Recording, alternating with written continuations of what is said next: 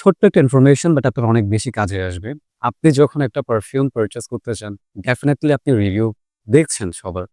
এখন আপনি যার রিভিউ দেখছেন, তার লাইফস্টাইল কেমন সেটার উপর কিন্তু একটা পারফিউমের রিভিউ ডিপেন্ড করে। স্পেশালি হচ্ছে পারফিউমের পারফরম্যান্স। কথাটা কেন বললাম? একজন ব্যক্তি যে সকালে ঘর থেকে বের হয়ে গাড়িতে উঠেছে, গাড়িতে এয়ার কন্ডিশন আছে, ঠিক আছে?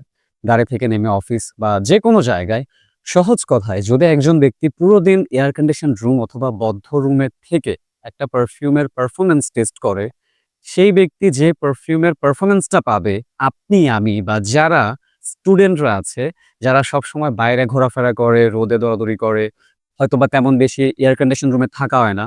তারা কিন্তু সেইম পারফিউমটার পারফরম্যান্স কখনোই পাবে না। ঠিক আছে? তো সেজন্য আমি একটা কথা বলি, শুধুমাত্র একজনের রিভিউ দেখে আসলে একটা পারফিউমকে জাজ করা মোটেও ঠিক না এবং পারচেজ ডিসিশন মেক করাও ঠিক না। আপনি একটা পারফিউমের মাল্টিপল রিভিউ দেখে একটা ইনফরমেশন গ্যাদার করে আপনার ব্রেইন দিয়ে সেগুলো প্রসেস করে দেন একটা সিদ্ধান্তে আসুন।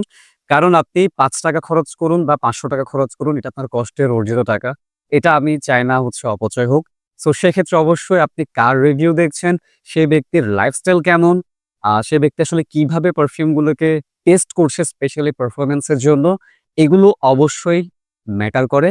আপনার সাথে লাইফস্টাইল যদি ম্যাচ না করে সেক্ষেত্রে আপনি হয়তোবা আশানুরূপ যে একটা পারফিউমের পারফরম্যান্স সেটা হয়তোবা পাবেন না। এটা অবশ্যই মাথায় রাখতে হবে।